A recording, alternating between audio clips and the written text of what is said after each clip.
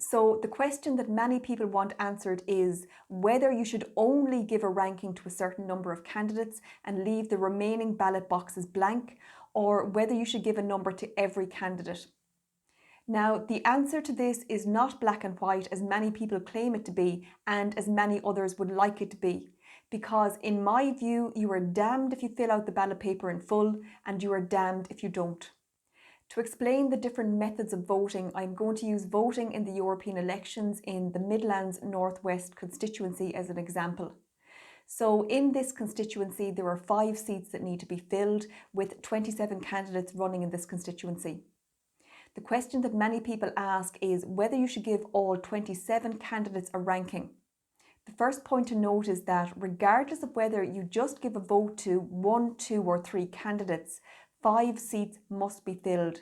So if you do not at least rank 5 candidates or the number of seats that must be filled in your constituency, other voters will be determining who fills those remaining seats. In my view, there are 2 methods of voting, which I will refer to as direct voting and indirect voting.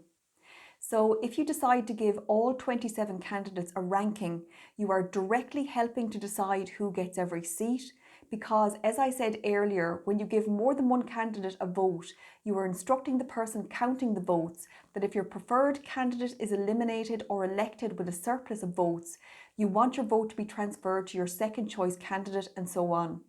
So in giving a vote to every candidate, you are directly helping some people and parties that you do not want in power to get elected, and you do this by giving, say, Sinn Féin a higher ranking than Fine Gael or vice versa. The flip side to direct voting is what I referred to earlier as indirect voting. So if you decide that you only want to give, for example, 3 candidates out of 27 a ranking, while leaving the remaining ballot boxes blank, you are indirectly helping some people and parties that you do not want to get into power to get elected.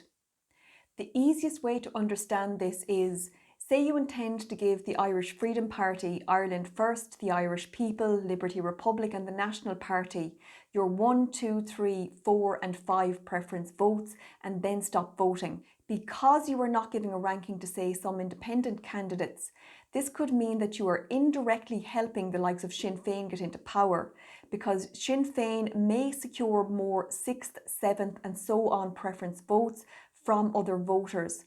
And these votes will technically be used against the independents that you did not rank, simply because Sinn Féin will have secured more votes than them. So in not voting as far down the ballot paper as you possibly can, you will be indirectly helping some people and parties that you do not want to get into power to get elected. This is why I said earlier that you are damned if you do and you are damned if you don't, because regardless of whether you fill out the ballot paper in full or not, you will be helping to put some people and parties in power that you don't want in power. And that's simply how our voting system works, I'm afraid.